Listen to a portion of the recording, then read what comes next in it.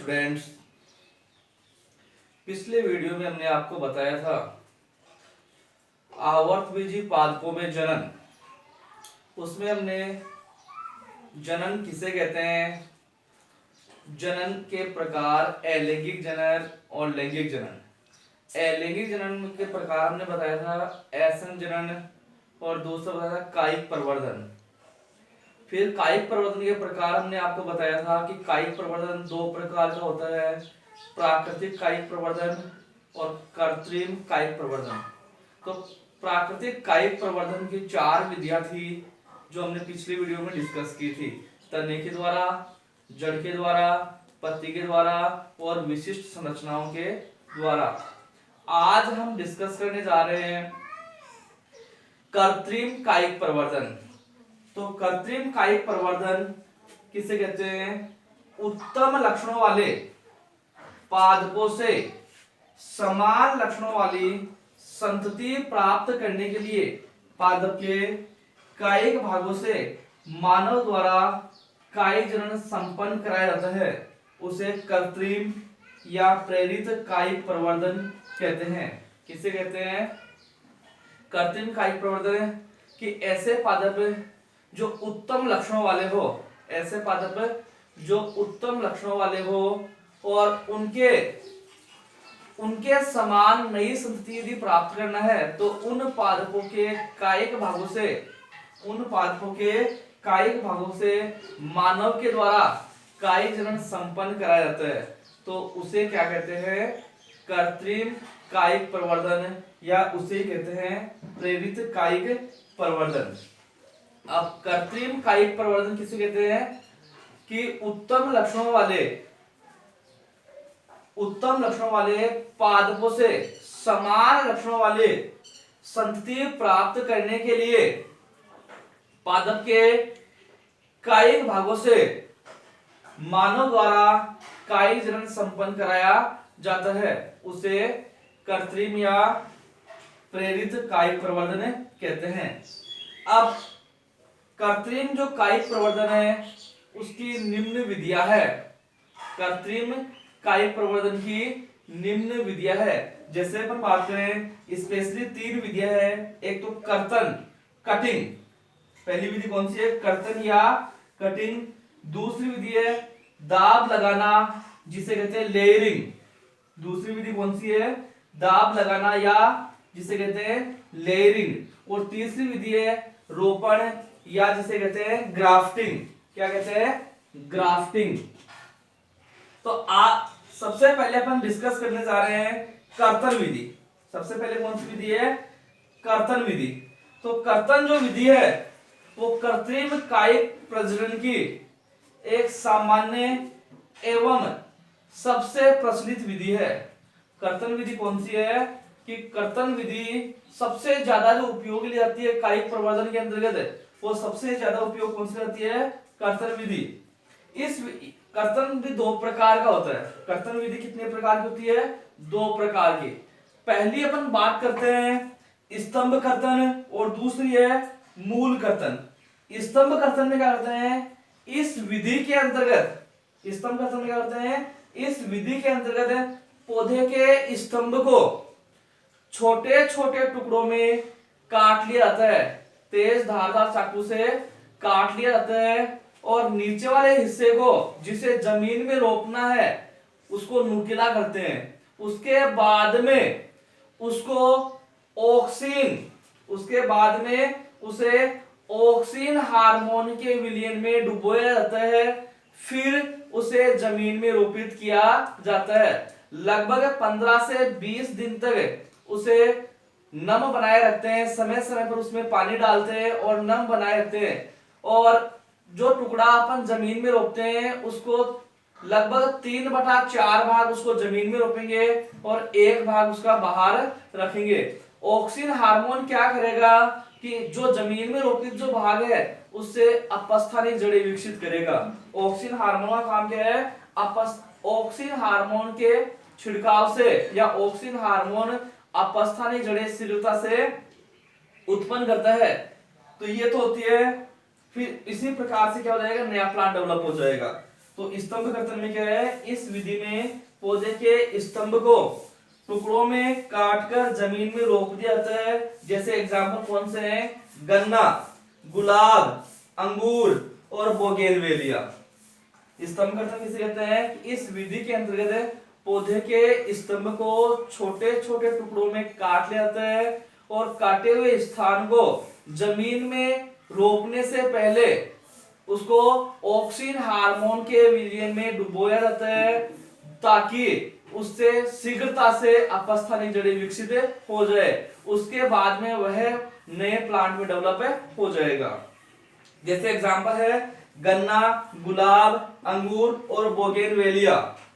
दूसरी कर्तन का ये दूसरा भाग है मूल कर्तन। इसमें भी सेम टू सेम यही है। इसमें क्या होता है, स्तंभ कर्तन में तो स्तंभ को छोटे छोटे टुकड़ों में काटते हैं और मूल कर्तन में मूल को छोटे छोटे टुकड़ों में काटा जाता है, फिर ऊर्ध्वाधर स्थिति में उसे लगाया जाता है ताकि शीर्ष पर उपस्थित अपस्थानिक कलिकाएं प्रस्फुटित हो सके और नए प्लांट वहां से डेवलप हो जाएगा। मूल कर्तन किसे कहते हैं, कि इस विधि में मूल को छोटे छोटे टुकड़ों में काटा जाता है, फिर उसे जमीन में ऊर्ध्वाधर स्थिति में लगाया जाता है ताकि शीर्ष पर उपस्थित अपस्थानिक कलिकाएं प्रस्फुटित हो सके और नया प्लांट डेवलप हो सके। तो मूल कर्तन के जो उदाहरण है वो है नींबू, अमरूद, सेब और चेरी। जबकि स्तंभ कर्तन के जो उदाहरण है वो गन्ना, गुलाब, अंगूर और बोगेनवेलिया। तो इस प्रकार से कृत्रिम कायिक प्रवर्धन की पहली विधि हो गई अपने पास कर्तन। कर्तन का मतलब क्या है, प्लांट की जो कायिक भाग है उसको काटकर भूमि में रोपित किया जाएगा जिससे नया प्लांट डेवलप हो जाएगा। दो प्रकार हो गए इसमें, स्तंभ कर्तन और मूल कर्तन। दूसरा भाग है इसमें, इसकी दूसरी विधि है दाब लगाना या लेयरिंग।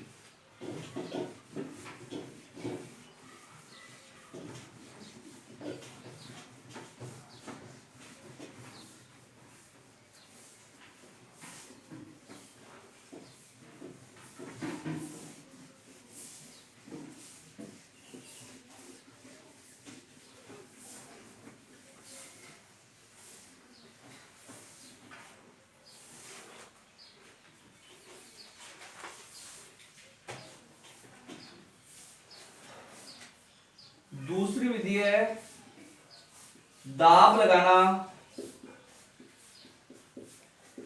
या जिसको इंग्लिश में कहते हैं लेयरिंग।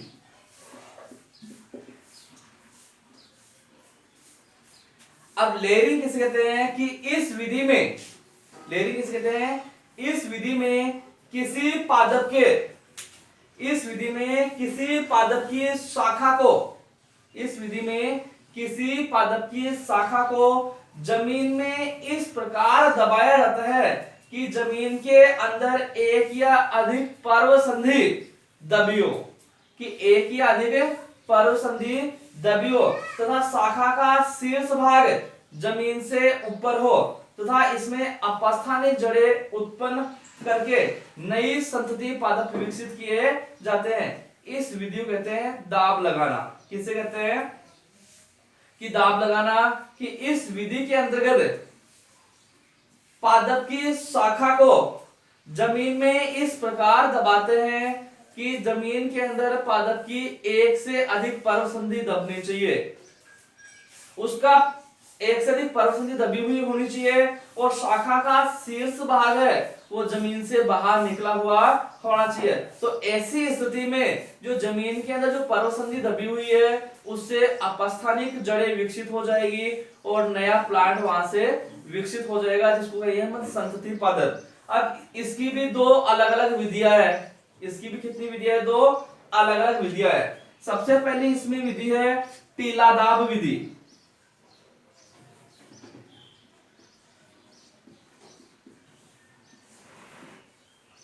टीला दाब विधि, सबसे पहली विधि कौन सी इसकी, टीला दाब विधि। टीला दाब कहते हैं अपन माउंट लेयरिंग। माउंट लेयरिंग इसमें क्या करते हैं, यह जो विधि है मैक्सिमम जो यह विधि है ये सर्व प्लांट के अंदर लागू है। सर्व जो प्लांट है, प्लांटों का क्लासिफिकेशन में अपन बात करते हैं तो 3 प्रकार का होता है, हर्ब, श्रब और ट्री।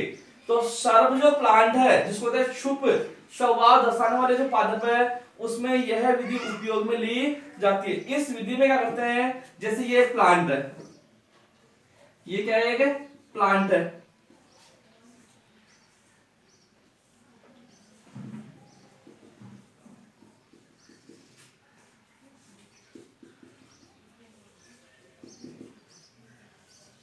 ये क्या है, सर्व प्लांट है। इसकी जो भूमि के पास में जो शाखा है, इस विधि में कम लंबाई के जो पौधे हैं उसमें भूमि के पास वाली जो शाखा है, लचीली जो शाखा है, उस शाखा को कहां दबाया जाता है, भूमि के अंदर इसको दबाएंगे। तो इसमें ऐसे दबाएंगे इस शाखा को, ये जो शाखा है इस शाखा को अपन यहां से, जैसे ये शाखा, इसको यहां से इस प्रकार से भूमि में अपन दबा देंगे। इसका ये जो भाग है, शीर्ष जो भाग है, वो तो ये बाहर निकाल देते हैं और इस भाग को अपन यहाँ पे भूमि में दबा देते हैं। इसको लगभग वही 10 से 15 दिनों तक इसमें अपन पानी डालते हैं। 10 से 15 दिनों तक इसमें अपन पानी डालेंगे तो यह जो स्थान है इसमें इसको दबा दिया। जिस स्थान को अपन ने भूमि में दबाया था, जैसे ये प्लांट था, इसका ये जो भाग है ये भूमि में दबा हुआ था, दूसरी अपन इसी में ये शाखा है, इसको भूमि में दबा देते हैं।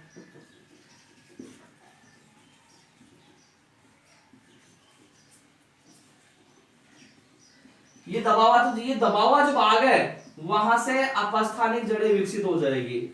कौन सी जड़ें, अपस्थानिक जड़ें विकसित हो जाएगी। और उसके बाद में यहां से इसको अलग कर देंगे, यहां से इसको क्या कर देंगे, काट कर अलग कर देंगे। तो यहां पे नया प्लांट डेवलप हो गया।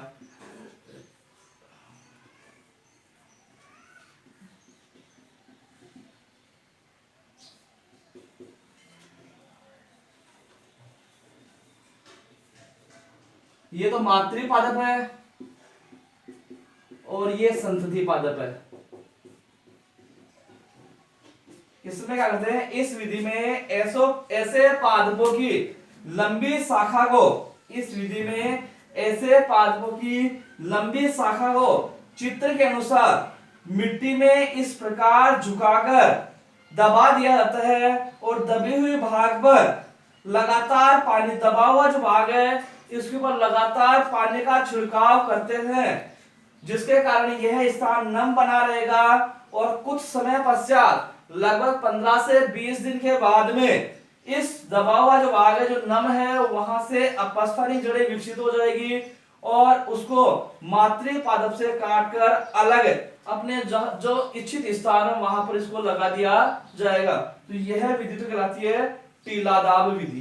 कौन सी विधि कहलाती है, टीलादाब विधि।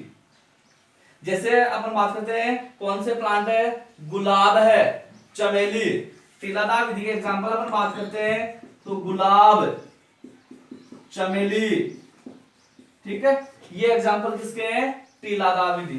टीलादाब विधि किसे कहते हैं, इस विधि के अंतर्गत ऐसे पादपों की लंबी शाखा को चित्र के अनुसार भूमि में इस प्रकार से दबाते हैं कि इसका जो इस भूमि के अंदर इसकी कम से कम एक से अधिक परम संधि दबी हुई होनी चाहिए और शीर्ष भाग क्या है, बाहर होना चाहिए। उसके बाद में दबे हुए स्थान को लगभग 10-15 दिन तक उसको पानी का छिड़काव करना है ताकि ये नम बनी रहे। और जो दबा हुआ स्थान है वहां से 10 से 15 दिन के बाद में अपस्थानिक जड़ें विकसित हो जाएगी और उसको मातृ पादप से अलग करके नया प्लांट डेवलप हो जाएगा। तो ये तो कहलाती है टीलादाब विधि। दूसरी विधि इसी की गुट्टी लगाना। इसी कौन सी विधि दूसरी है, गुट्टी लगाना।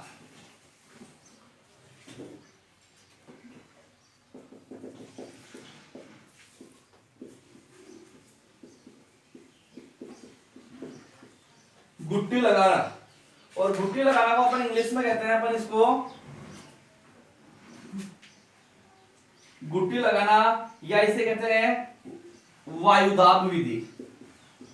गुट्टी या एयर लेयरिंग, गुट्टी या एयर लेयरिंग। यह तो इससे पहले जो विधि है टीलादाब विधि, वो तो किस प्रकार के प्लांटों के लिए लागू है, सर्व प्लांटों के लिए। जबकि यह जो विधि है यह अधिक ऊंचाई वाले पादपों के लिए ज्यादातर काम में ली जाती है। यह विधि अधिक ऊंचाई वाले वृक्षीय पादपों से नई संतति प्राप्त करने के लिए काम में ली जाती है। जैसे अपन बात करते हैं आम है, जामुन, जैसे आम, जामुन, ये अधिक ऊंचाई वाले पादप है।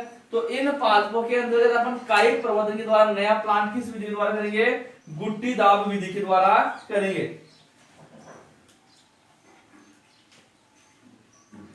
इसमें क्या करते हैं कि ये प्लांट, जैसे अपन बात करते हैं ये प्लांट है, ये इसकी शाखा है, ये क्या इसकी शाखा है,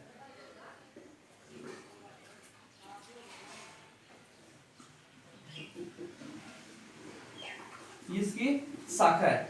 इसमें क्या करते हैं, सबसे पहले ये शाखा है, इस शाखा के ऊपर से अपन तेज धार वाले चाकू से, इसमें क्या करेंगे, इस शाखा से तेज धार वाले चाकू से इसमें चीरा लगाएंगे। क्या करेंगे, इसमें चीरा लगाएंगे और चीरा लगाकर ऊपर का जो छिलका है उस छिलके को वहां से हटा देंगे। यहां दूसरी कंडीशन इसका डायग्राम अपन देखते हैं। तो दूसरा डायग्राम ये हो गया, जैसे ये शाखा थी और इस शाखा के ऊपर यहां से छिलका हटा दिया गया और यहाँ पे या तो रुई या कपड़ा, सूती कपड़ा यहाँ पे इसमें लपेट देंगे चारों तरफ। छिलका हटा दिया, चीरा लगा दिया, उसके बाद में यहां से इसके ऊपर क्या करते हैं अपन,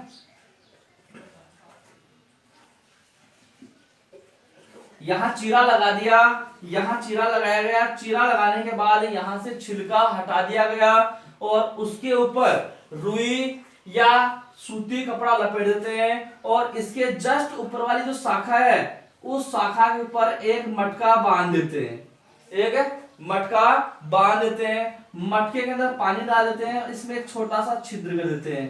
मटके के अंदर पानी डालकर इसमें एक छोटा सा छिद्र कर देंगे ताकि इस मटके से पानी बूंद बूंद करके इस गुट्टी के ऊपर, इसको कहते हैं गुट्टी लगाना, गुट्टी लगाना, ताकि मटके से पानी रिसाव करके बूंद बूंद करके इस गुट्टी के ऊपर गिरता रहेगा, जिसके कारण यह स्थान नम बना रहेगा। और कुछ समय बाद में जिस स्थान पर अपने गुट्टी लगाई है उस स्थान पर अपस्थानिक जड़ें विकसित हो जाएगी और उसके बाद में उसको वहां से अलग करके, मातृ पादप से अलग करके नया संतति पादप जहां अपन लगाना चाहते हैं वहां लगा सकते हैं। तो इस प्रकार से अपने पास कितनी विधि होगी, दूसरी विधि दाब लगाना। दाब लगाने में दो विधि हो गई, एक तो गुट्टी लगाना और पहली विधि थी टीलादाब विधि। टीलादाब जो विधि थी वो कम ऊंचाई के पादपों के लिए लागू होती है, जबकि गुट्टी लगाना जो विधि है अधिक ऊंचाई के पादपों के लिए लागू होती है। टीलादाब विधि के अंतर्गत जो कम ऊंचाई के जो पादप है उसकी शाखा को भूमि में इस प्रकार से दबाते हैं कि शाखा का शीर्ष भाग तो भूमि से बाहर है और भूमि के अंदर एक या एक से अधिक पर्व संधि दबी हुई होनी चाहिए।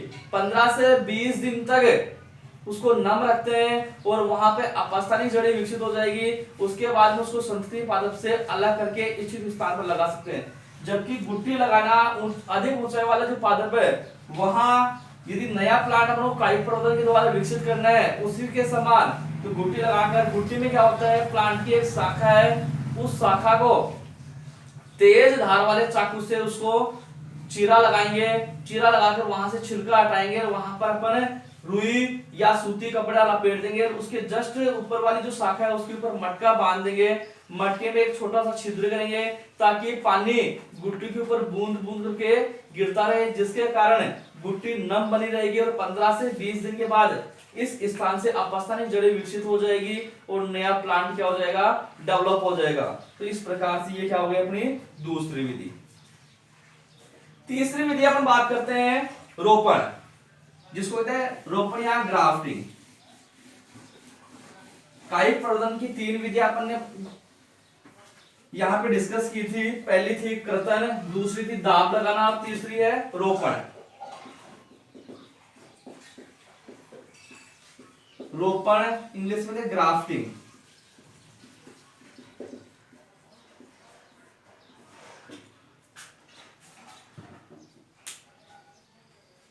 इसके लिए अपन रोपण जब पढ़ रहे हैं, इसके लिए अपन दो चीज काम में लेते हैं। एक तो काम लेते हैं कलम, एक तो काम लेते हैं कलम, और दूसरा अपन काम लेते हैं स्कंद। एक तो कलम और दूसरा लेते हैं अपने स्कंद। कलम को कहते हैं इंग्लिश में स्क्योन, और स्कंद को कहते हैं स्टॉक। अब कलम तो क्या होती है और स्कंद क्या होती है? कलम किसे कहते हैं? अच्छी किस्म के पादप, अच्छी किस्म के पादप के उस हिस्से को, अच्छी किस्म के पादप के उस हिस्से को जिसकी रोपण के लिए, जिसको रोपण के लिए प्रयोग में लाया जाता है, उसको क्या कहते हैं? कलम। कलम तो कैसे कहेंगे? जैसे अपन कोई भी पादप है, उस पादप, जैसे गुलाब है या कोई अन्य पादप है, उस अन्य पादप को अपन को लगाना है, तो कलम तो कैसे कहेंगे कि अच्छी किस्म के पादप के उस हिस्से को जिसको रोपण के लिए प्रयोग में लिया जाएगा, उसको क्या कहेंगे? कलम।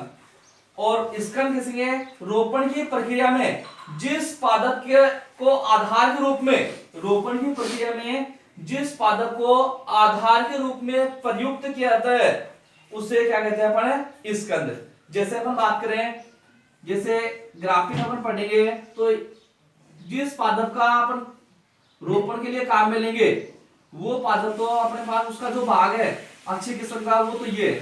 तो कलम जो होता है वो तो इस प्रकार की होती है, ये तो क्या होती है? कलम। और स्कंद क्या होगा? जिस प्रकार से कलम है उसको दूसरे पादप के आधार में फिट करना है, तो उसमें क्या करेंगे? ऐसे ये उसका आधार है, उसमें से वी आकार में क्या लगा देंगे? चीरा लगा देंगे। तो ये अपने पास क्या कहलाएगा? स्कंद।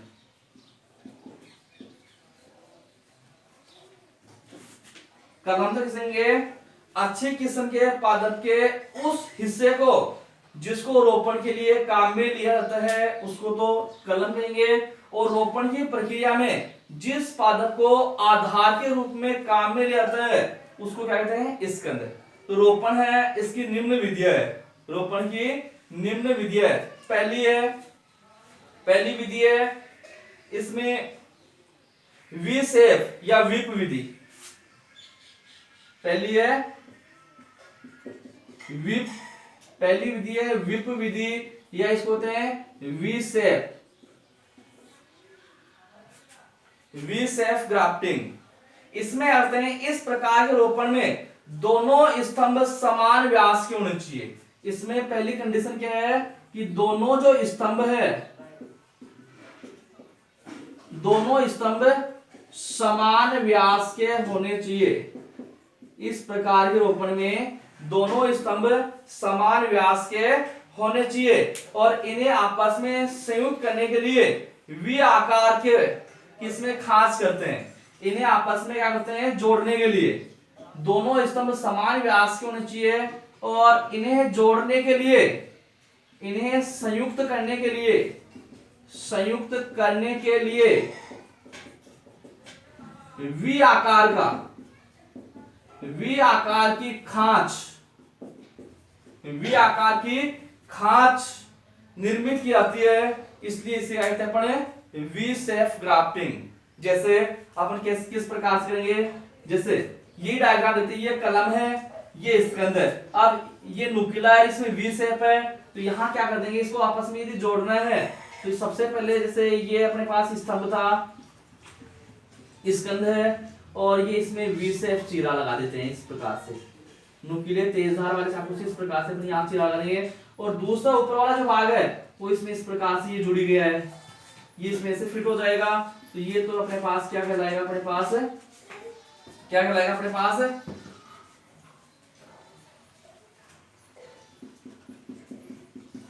ये अपने पास हो गई कौन सी? वीप या वी शेप। क्लियर है? वीप या वी शेप में करते हैं कि इसमें पहले सब क्या है? दोनों स्तंभ समान व्यास के होने चाहिए, और इनको जोड़ने के लिए वी आकार की खांच का काम में लेते हैं, इसलिए कहते हैं इसको वीप या वी शेप। ठीक है। दूसरा अपन इसके बाद में इसको कसकर बांध देंगे, फिट कर देंगे, कसकर बांध देंगे। दूसरी विधि इसमें है फच्चरोपण। दूसरी विधि कौन सी है?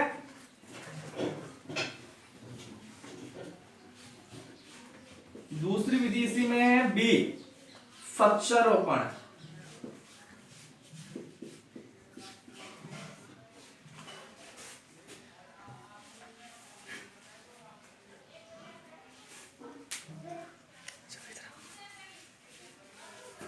इसमें क्या करते हैं? फच्चरोपण में इस विधि में क्या किया? दोनों स्तंभ समान व्यास के होने चाहिए, और इस विधि में भी क्या है? दोनों स्तंभ समान व्यास के होने चाहिए। इसमें भी संयुक्त करने के लिए वी आकार का चीरा लगाते हैं, इसमें भी संयुक्त करने के लिए वी आकार का चीरा लगाते हैं। जबकि कलम के अंतर्गत दोनों में समानता, अंतर देखना, इसमें दोनों स्तंभ समान व्यास के होने चाहिए, इसमें भी दोनों स्तंभ समान व्यास के होने चाहिए। दूसरा, दोनों को संयुक्त करने के लिए वी आकार की खास काम में लेते हैं, और यहां पर भी दोनों को संयुक्त करने के लिए वी आकार का चीरा लगाते हैं। जबकि यहां पर कलम के अंतर्गत वेज आकार का चीरा लगाते हैं। कलम में किस प्रकार का चीरा लगाते हैं? वेज आकार का। वेज आकार का चीरा कैसा होता है? इस प्रकार से, जैसे ये कलम अपने पास है और यहां वेज आकार का चीरा, तो वेज आकार का चीरा इस प्रकार का होता है। वेज आकार का चीरा किस प्रकार का होता है? ये अपने पास ये तो है कलम, ठीक है, और नीचे वाला जो है वो इसी प्रकार का होगा स्कंद। यहां वी आकार का चीरा था, तो ये वी आकार का चीरा ऐसे लगाएंगे हम।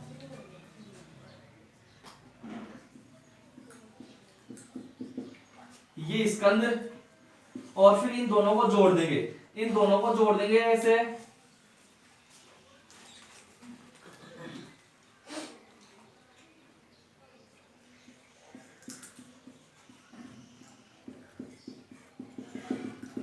ऐसे, तो ये अपने पास आती है फच्चरोपण। दोनों में अंतर क्या हुआ? वीप या इसमें दोनों में समान स्तंभ के व्यास काम लेते हैं, दोनों को संयुक्त करने के लिए वी आकार का चीरा लगाते हैं। लेकिन यहाँ पर जो कलम है, इस कलम में वे कलम के अंदर वेज आकार का चीरा लगाते हैं। यहाँ पे कलम में किस आकार का चीरा लगाते हैं? वेज आकार का, और फिर दोनों को संयुक्त कर देते हैं, और फिर क्या है? नया प्लांट क्या हो जाएगा? डेवलप हो जाएगा। तीसरी विधि है किरीट या मुकुट रोपण। तीसरी विधि कौन सी है? किरीट या मुकुट रोपण। रोपण में तीसरी विधि है, लास्ट विधि रोपण की।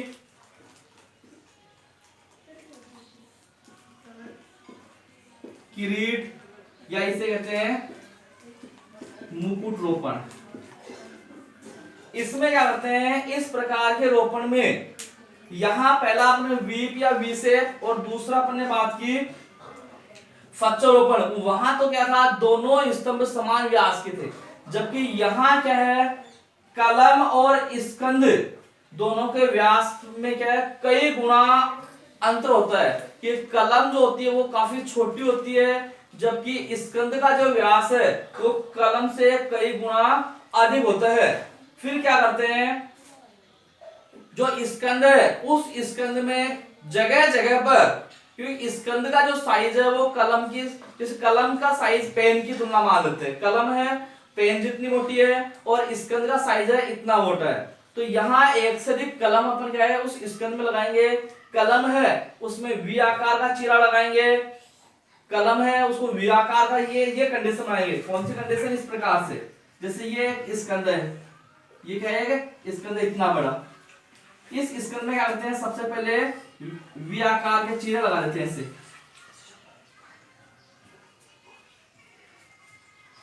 ऐसे इसमें से चीरे लगा दिए, तो जितने चीरे लगा दिए उतनी उसमें क्या करेंगे अपन? कलम। ये तो क्या है? स्कंद। ये तो क्या है? स्कंद। और कलम है वो कलम इस प्रकार से, इसमें जैसे इस प्रकार की कलम अपन लगाएंगे। तो एक से अधिक कलम अपन इसमें लगा देंगे। तो एक से अधिक कलम अपन लगा रहे हैं इसमें।